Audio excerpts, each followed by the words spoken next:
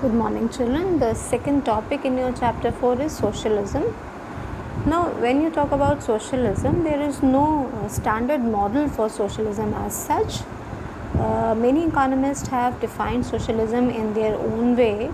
So, there's a general definition about socialism, and that says that the socialistic economic system is an economic system in which the means of production, that is the productive resources, are owned by the entire society and operated by the public authority, that is the government, that is the state government, central government, local governments, all the governments, right? Public authority according to a general economic plan for the benefit of the entire community, right?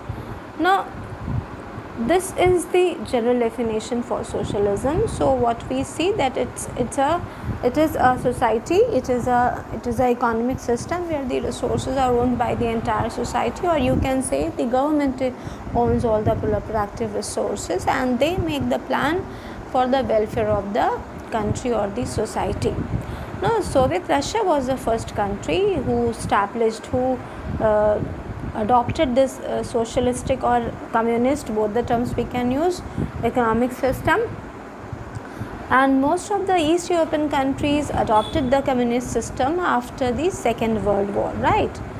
Until its collapse in the recent years. Now, however, the socialistic economic system still continues to exist today to some extent in some countries like China, Cuba and Vietnam.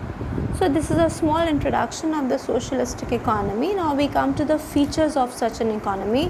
What are the characteristics? What are the features that defines a socialistic structure? How can you say that this structure is a socialistic structure? So, the very first feature of socialistic structure is that there is socialistic ownership of productive resources, and that means that all the productive resources such as land, mines, mills, all the productive, banks, right, trade, transport, everything, they are owned and controlled by the state, right?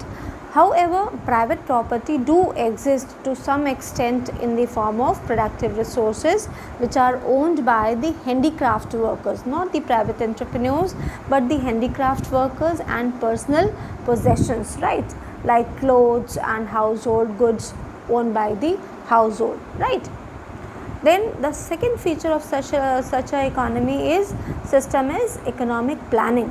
The way we had price mechanism or market mechanism in a capitalistic economy, which was a automatic invisible hand of the economy, here we have planning mechanism. Now, the planning replaces the price mechanism in a socialistic economy. The central planning authority, that is it's a planning commission. It's a planning commission, and chief prime minister is the chairperson of this planning commission, and this central planning authority allocates all productive resources according to a definite plan, as we said in the definition, in accordance with social and economic goals set by this planning commission. Now, all important decisions that is related to what to produce, how to produce and for whom to produce, they are all taken by the planning commission only, and saving and investment is also, all these are taken by the planning commission only.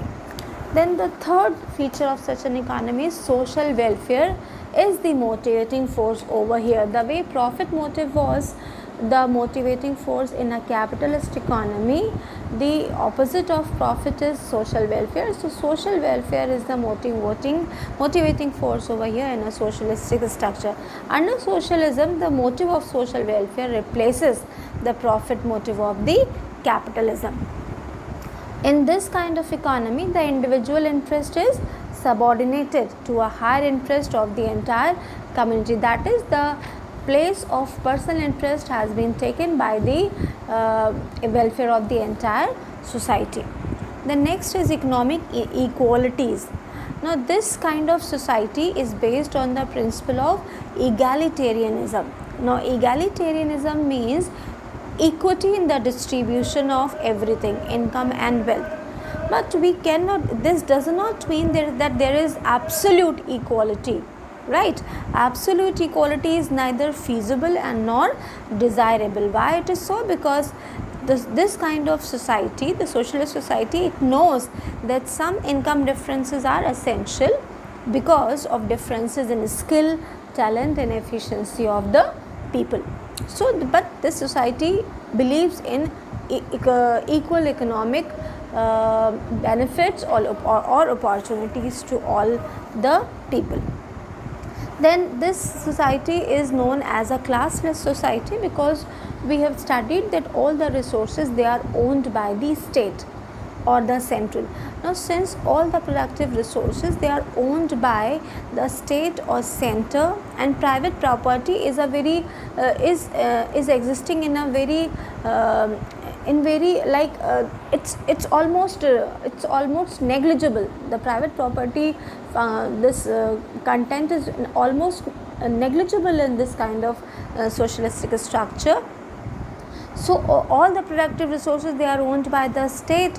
So all people, they earn their income. They are only earning income by working for the state. They don't own anything as such. Therefore they get their income in the form of labor income, right? So when they earn their income and they work as a laborer, so there is no class as such. It's a classless society, right? There is no scope of economic exploitation in this kind of society. All right, then next is there is elimination of competition. That means there is no competition in this kind of economic structure, because there is no class, there is no class in the society. No private entrepreneurs are there. All the resources, they are owned by the state. So the government has monopoly of production of all types of goods in this kind of economy. There is no scope of competition and rivalry among different production units, right? So spirit of cooperation and mutual goodwill prevails over here. So these are the features of a socialistic economic structure. Now there are good points of this also, that is there are merits of such kind of structure also. And the first merit of socialistic economy is that they believe that the allocation of resources over here is better as compared to a capitalistic structure. And how can we say that? The first reason for this is that production is done with the objective of maximization of social welfare and not for profit motive, right? For personal welfare. Second, in this kind of economy, allocation of resources is made by the planning authority, right? So individual is not responsible for the distribution. So there is no biased distribution of economic resources to promote social welfare. That is why luxuries are not produced at the cost of the basic necessities of life, and this is very important. And third is that a socialist economy is able to eliminate various types of wastages of resources like expenditure or advertisement, such as we have seen in a capitalist economy, because the technology is changing, because of competition, because of earning more of profit. The people, they are wasting the outdated goods, they are not using the outdated technology. So all these resources, they go waste in a capitalistic structure, which is avoided over here, right? Then second is fuller utilization of resources. Now here the planning authority would not like the resources to go unutilized, keeping in mind the welfare of the society, because government knows that the resources are scarce and the wants of the people are greater in number, so they don't want to waste the resources in any form. Therefore unemployment is eliminated under this kind of structure. Everybody is employed, most of the people, you can say, are employed. Then the next thing is elimination of economic instability. We just talked about a classless society, we just talked about economic equalities. These are the features of this kind of a structure. So we can say that instability in the forms of booms and depressions, inflation and deflation is avoided over here, because all economic decisions are taken by the central planning authority after undertaking a comprehensive, right, analysis of the overall survey of the needs and resources of the economy. So there is no possibility of overproduction and underproduction over here, right? The next is equitable distribution of income. We already talked about it, that the socialism, they aimed at the establishment of egalitarian society, and so they are not biased about caste, color and creed, right? Moreover, there is no possibility of property income or unearned income, because there is no private property, right? So all income is earned income, and income inequalities arises largely from property income, which is absent over here. Then the next is elimination of class struggle. I just told you, it's a classless society. There is no possibility of employees conflict, because the resources they are owned by the state, and which is the state, and this is guided by the social welfare motive, right?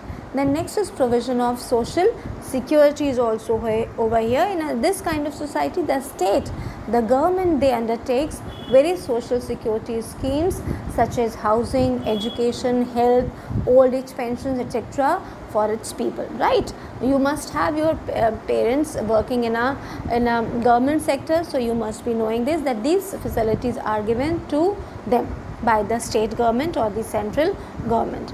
Then increase in productive efficiency is also there. This is for a variety of reasons. That is, the productive efficiency is better over here, and this is for many reasons. First is there are equal opportunities for all. So all are provided jobs.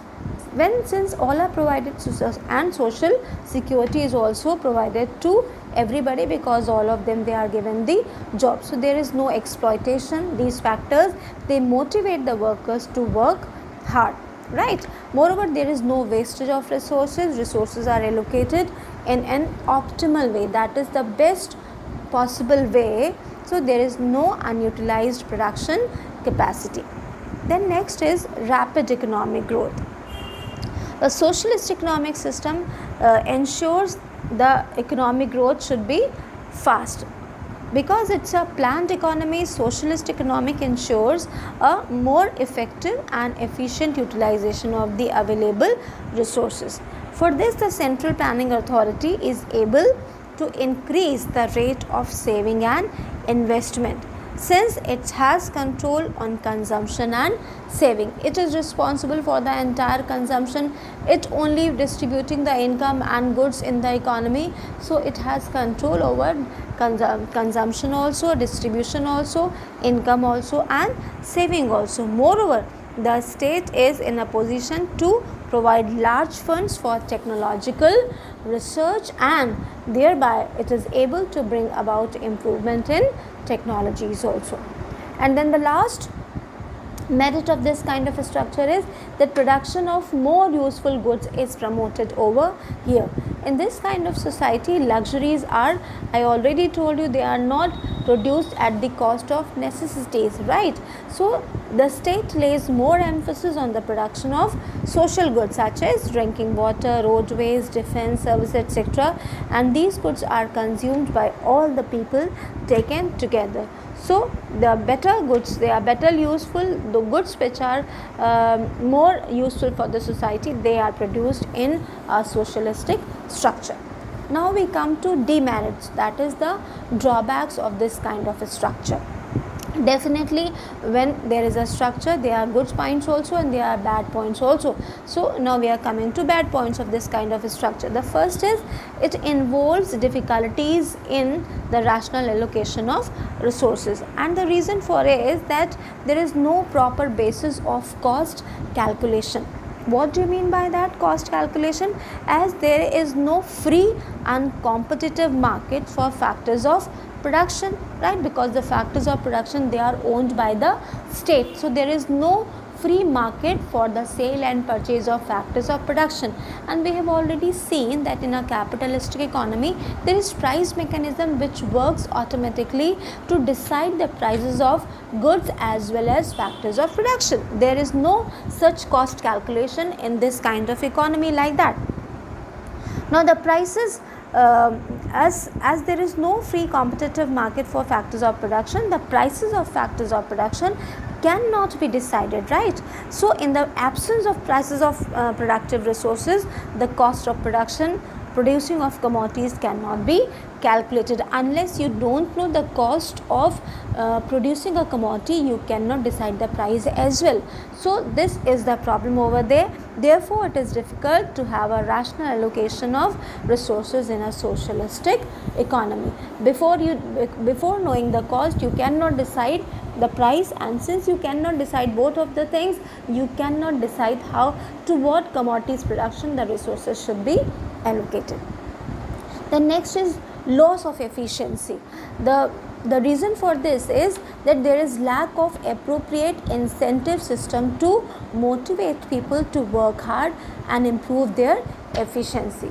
Why this is so? Because the people, they all are working for government, they all are working as laborers, and they are getting their income, right? So there is no incentive to innovate new methods of production.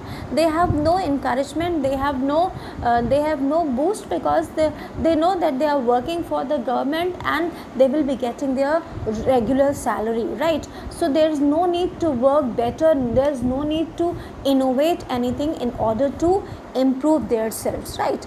These now, and secondly, industries and other economic activities are managed by bureaucrats or politicians. Now these bureaucrats are not as efficient as private entrepreneurs, because these two, the private entrepreneurs, they are working for the profit motive.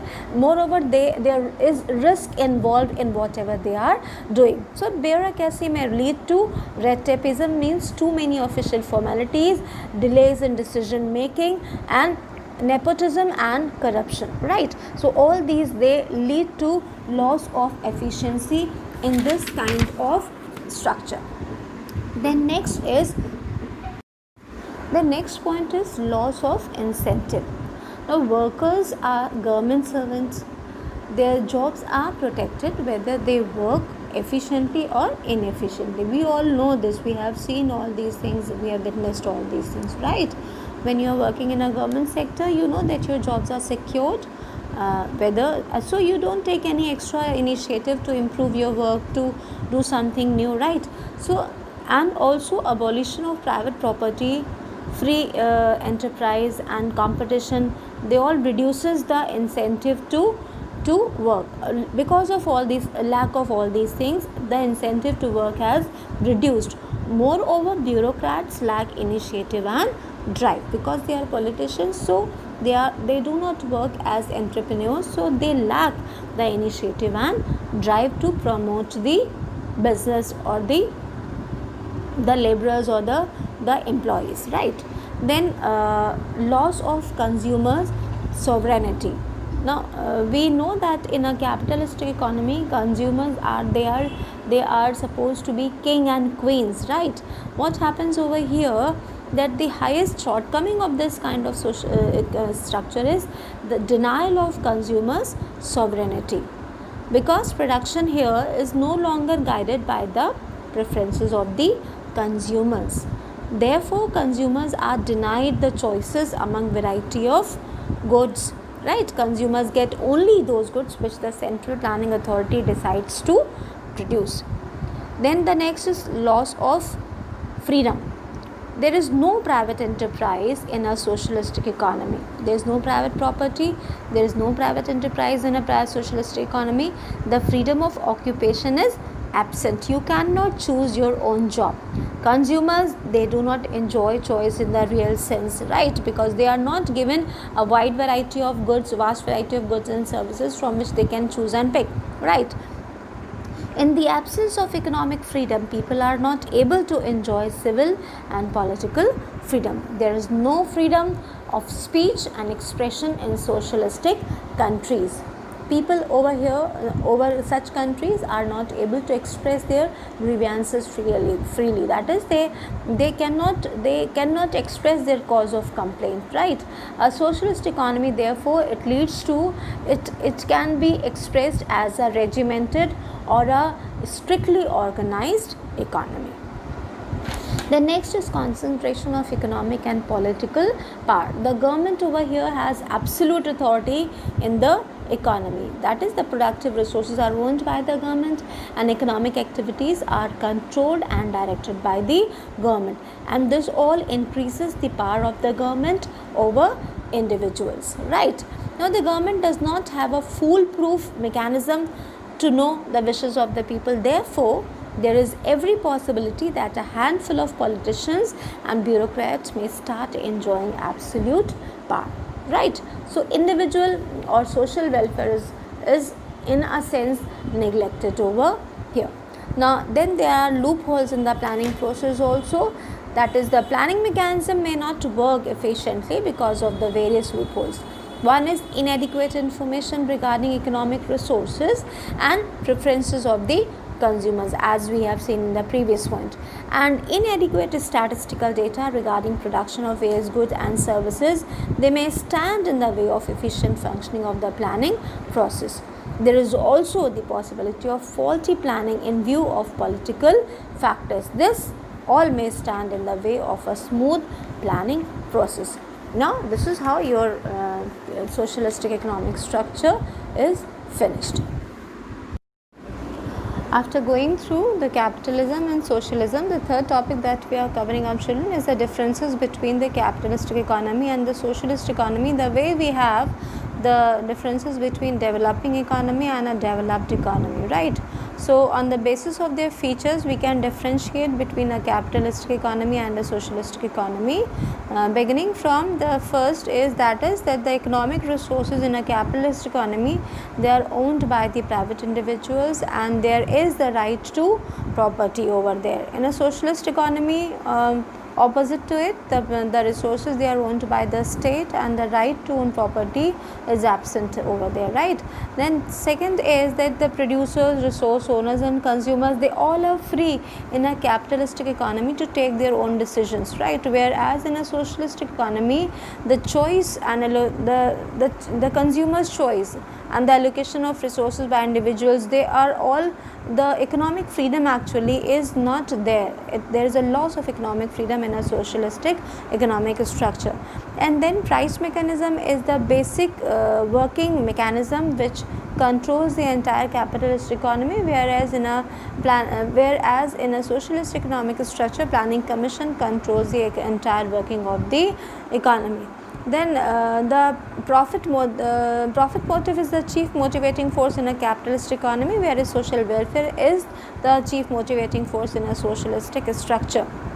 Then competition is a must in a capitalist economy, whereas there is no competition in a socialistic economy. Then government intervention is minimum in a capitalistic structure, whereas the socialistic economy is a state regulated economy. Then economic power is concentrated in the hands of the capitalist class in a capitalist economy, whereas it is in the hands of the government in a socialistic economic structure. Then there are large inequalities in the distribution of income and wealth in capitalistic structure, whereas a socialistic economy is an egalitarian society, right? And then the last is class struggle is in various groups in a capitalistic structure, whereas there is this economy, the socialist structure is a classless society. So these are the differences between a capitalist economy and a socialistic economy. The third type of economy that we are going to take up is the mixed economy, which actually exists in your country also. Now, a mixed economy is an economy which has the elements of both the capitalistic economy and the socialistic economy, right? So, but there are various models of mixed economy and they depends on the nature and extent of government intervention. Accordingly, they have various models, right? We can differentiate over here two types of models of mixed economy. The first model is represented by the features, that is the government, where the government tries to control and regulate the private sector in such an economy through its policies of taxation, public expenditure, bank rate, fixation of wages, labor laws, etc. This is one type of mixed economies structure, right? And this type of mixed economy exists in most of the developed countries of the world, such as USA, UK, etc., right? The second type of this kind of economy is the one where the government intervenes in the economic affairs, not only by regulating the private sector by the above mentioned policies, but also by participating in the production activity. That is, government is taking up the role of the producer or the entrepreneur also. In this case, the government undertakes the production of various commodities in addition to the regulation of the private sector through various policies as above mentioned. Now, this type of mixed economy prevails in most of the developing countries, and this kind of model exists in your economy also, right? So, we will be taking up this kind of economy. The features of this kind of economy are, the first is that there is coexistence of public and private sector. But the public sector represents in this area that part of the economy which is operated and managed by the state or the government, and it dominates in those fields. The public sector dominates in those fields which require a huge amount of investment, and these industries, they are in the interest of the entire society, where profitability is very low and the maturity period, the gestation period is very long in such kind of industries. The examples of such industries are railways, transport and communication, post and telegraph, power projects, etc., right? Banking, all these. Then the private sector is owned and managed and operated by the private individuals. The private sector, they operate with the objective of earning profit. Now, they dominate such sectors as agriculture, consumer goods industries, retail trades, etc. So, this is the coexistence of both the public and the private sector in a mixed economic structure. Then the second feature of this kind of economy is the coexistence of capitalist and socialist features, right? What are the features?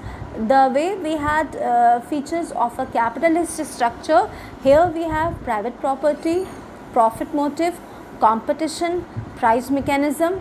All these are the features of a capitalistic structure. They exist in a mixed economy. On the other hand, the socialistic structure features are economic planning, government regulation of economic activities, and emphasis on economic equality. These are the features of a socialist structure. Both the types of structure, they exist in a mixed economic structure. Then economic planning is a main feature of this kind of economy. Economic planning is essential to promote economic development, to ensure smooth and systematic operation of the economy, to regulate the entire economy, and to have a coordinated operation of the public and private sector. So, these are the reasons why economic planning must be there. So, economic planning is an important aspect of a mixed economic system, but it is not as free, as dominant and comprehensive as it is in a socialistic economic system. Then fourth is regulation and control of the private sector. Now, the private sector, there is no room for unregulated private sector.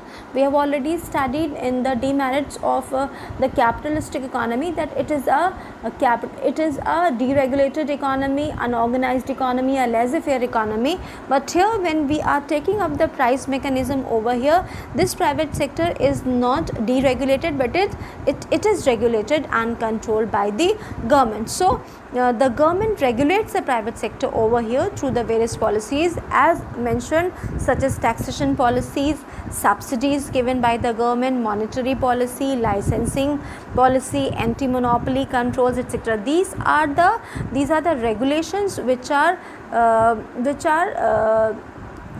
taken up by the government to control the private sector in a mixed economic structure. Then the promotion of social welfare is there.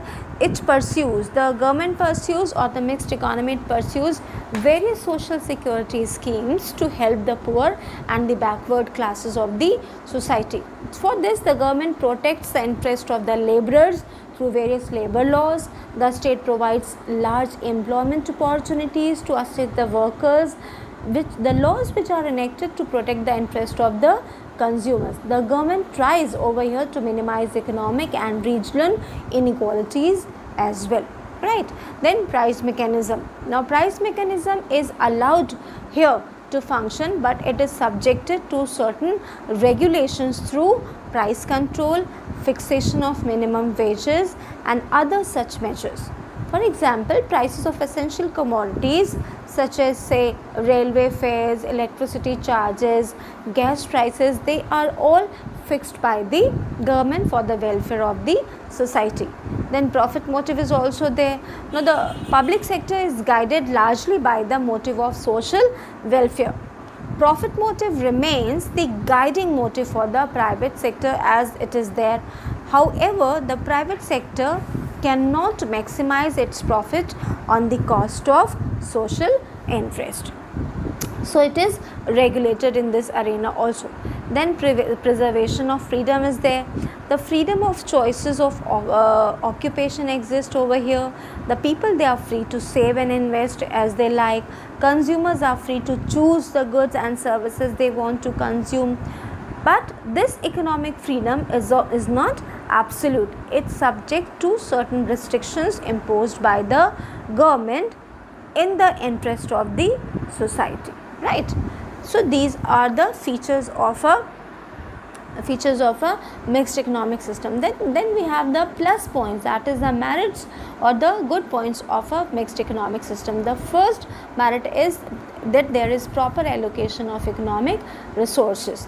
Now economic planning, which is working over here, that ensures that resources over here are appropriately divided between the public and the private sector, right, keeping in mind the overall interest of the economy. Then the second merit of this kind of a structure is that there is economic stability.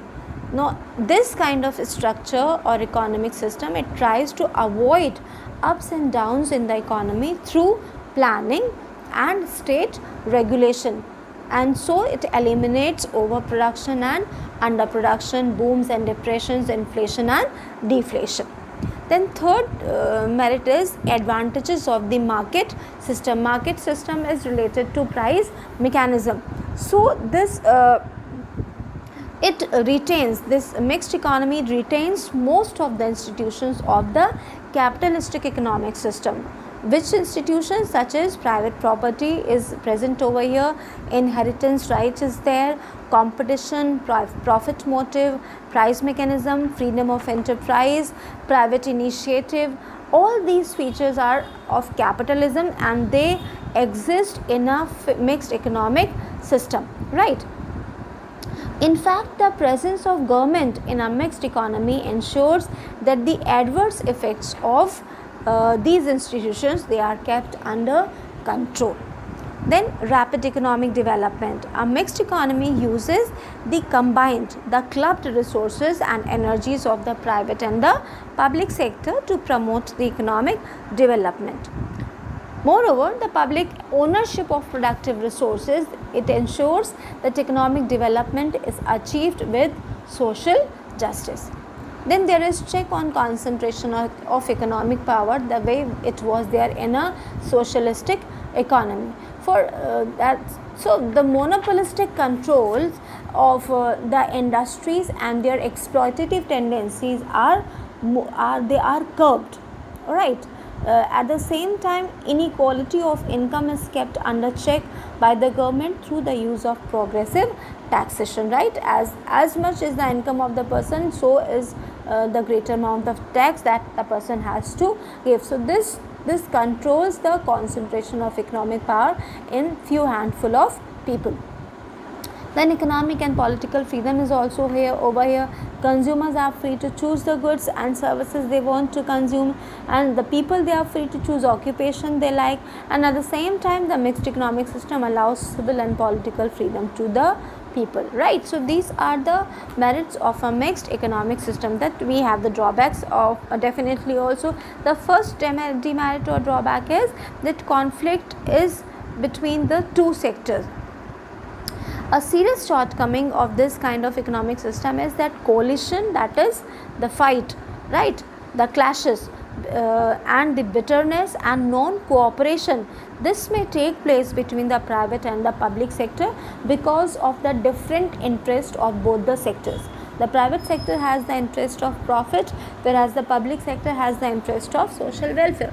The private sector, they work for the personal motive, whereas the social public sector, they are working for the society, right? In such a situation of mistrust and non-cooperation among these two sectors, the mixed economy may not function properly. Then the second drawback is that it is short lived in nature, that is, it may not continue for a long time, because in course of time each of the two sectors, they already have bitterness and coalition. So these two sectors may attempt to expand, they may try to expand oneself at the cost of the other. For example, if the public sector expands to such an extent that it is able to take over the private sector, a mixed economy may become a socialistic economy. Or you can say, if the private sector proves dominant, it proves it's dominant, the mixed economy may be converted into a capitalistic economy, right? Then the operations over here are inefficient. The private sector may not be able to function effectively due to excessive control and regulations of the government. And similarly, the public sector may not be operating efficiently because of the lack of initiative and responsibility on the part of the bureaucrats, right? Then the poor performance of the public sector. The public sector has a record of poor performance, as you must be seeing. The public sector suffers from inertia, inefficiency and red tapeism, right? That is, so the experience of the Indian economy bears testimony to this fact, that the performance of the public sector has been very poor over the years. The most of the industries of the public sector, they are loss making industries, right?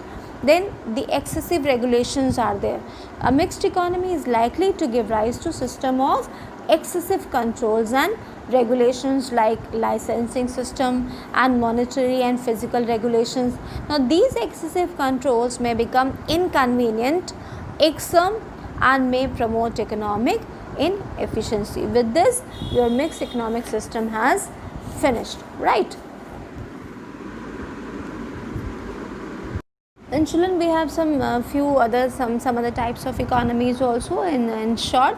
And the first is simple and complex economy, and then closed and open economy. Simple economy is the economy in which each individual specializes in the production of one commodity only, right? You can refer to the barter system over here for this kind of economy. And the complex economy is the economy in which there is a high degree of specialization, complex division of labor and mutual dependence, right?